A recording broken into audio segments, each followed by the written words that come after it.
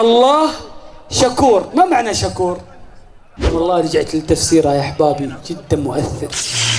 هو الذي يجازي بالعمل القليل الأجر الكبير، لأنه أرحم الراحمين. هو الله الذي لا إله إلا هو عالم الغيب والشهادة، هو الرحمن الرحيم.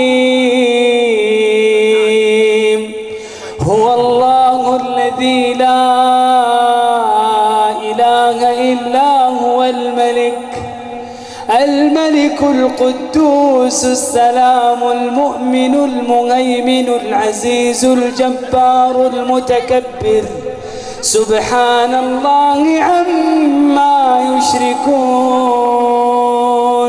هو الله الخالق البارئ المصور، له الأسماء